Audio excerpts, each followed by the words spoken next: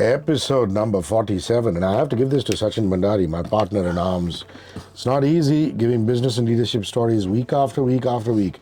He does it with the courage of his conviction and also because he feels he's making a difference in our lives, and he is. The format's very simple. Sachin Bhandary from the Story Co comes in, narrates one story, and we take an all-important business, leadership, marketing lesson from that story. And after 46 fabulous weeks of doing that, here's episode number 47.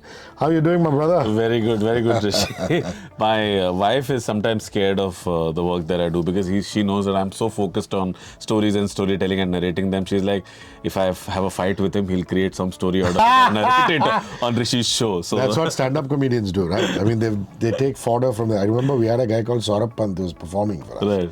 Right. And I think about 12 of his jokes were all about his wife and his child. True. Yeah. I wonder if his wife and child heard that, what they would feel, but it's considered fodder. Okay, today we're going to talk about China. China is not the ideal country to talk about, given how everybody feels about China post the COVID pandemic. But there is a certain wisdom in Chinese philosophy, in Chinese medicine. Right. You know, it's an ancient culture like Indian culture. 100%. And there's lots to learn. And this episode is called How to Achieve Your Goals, and it stems from two college campuses in China who are competing to donate more than the other. That's quite interesting. Right. So I came across this interesting experiment which was led by Professor Szu-chi Huang, who I think teaches at Harvard, and she's also won a Teaching Excellence Award back in 2022, if I'm not wrong. She was talking on this podcast named Think Fast, Talk Smart. Very good communications podcast if any of our listeners want to. I'm going to correct you here. She teaches at Stanford. Stanford, right. So if any of our listeners want to improve their communication skills, another podcast that they can listen to is Think Fast, Talk Smart. And Professor Huang mentioned that she, along with a team of researchers, ran an experiment in these two college campuses in China where they were supposed to donate, and I think it was about donating clothes or anything that the students could. And for the first couple of weeks, of course, people were interested and they were very motivated, but as it happens at an individual level also, that the motivation keeps dropping as time passes by, right? Because you have other priorities, you're getting bored, there's no longer that shiny new object syndrome happening. So the question in front of the researchers was, how do you actually keep the students motivated through an elongated period of time? So what they did is interesting. They actually put a meter, some kind of like a digital meter of how the other campus was performing. So the campus which was actually behind had the meter of how the other campus was doing better than theirs, and that is what kept the students motivated to continue to donate more and more.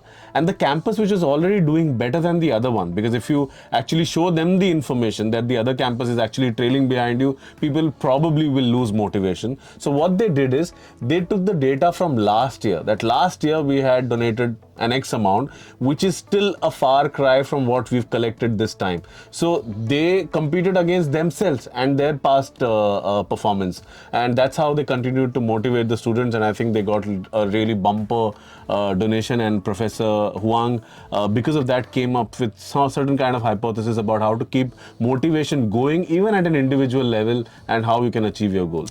I like that she suggests three things that we need to keep in mind. One of them is starting small. That's right. Isn't it? I'd like you to go through the other two. Yeah. So it's fairly simple. I think at a group level, at a company level, team level, or an individual level as well, you can apply these three things. More often than not, we have very lofty goals and we directly think about them.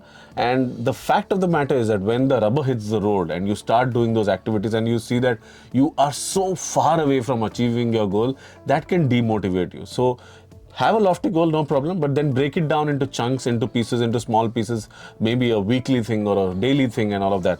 And once you start achieving your small goals, it will give you the motivation to continue on that journey. So that's the first thing that Professor Huang says.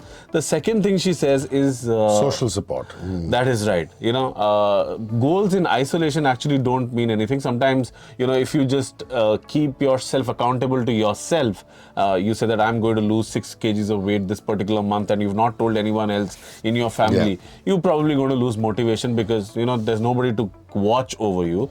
But if you do the same thing with your family, you tell your wife, your mother, people around the house that if you catch me, having sugar or having junk food and all of that, please point that out and let me know. Remind me that I have to lose 6 kgs. Then there is a lot better chance that you will stay on course of your goals. And the third thing she mentions is the journey mindset.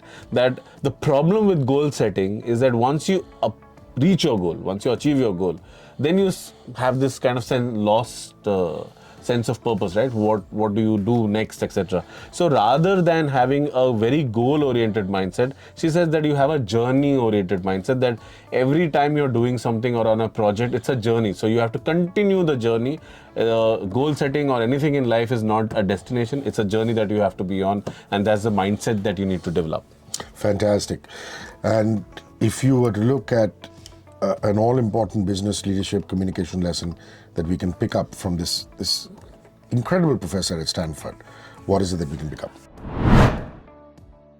So what I understand from this is that, you need to use information as motivation. So let's say that you have a sales team. Every time, there's a meter in front of the sales team. Every time there's a sales, there's a gong which is going on, and people know that. And once a person is able to achieve a sale, that will motivate others to get that as well. Can you actually track how your competitor is doing? And if they are doing better and that data is being shared with your team, it can motivate them to perform better. So all of these things. So you have to not make goals and the action on it in isolation. You need to bring in different levels of information which continue to motivate your team members to keep achieving more. So I think that's the communication lesson. We're going to catch up with you next week, brother. Thanks for your time. Cheers. Pleasure. 94.3 Radio 1.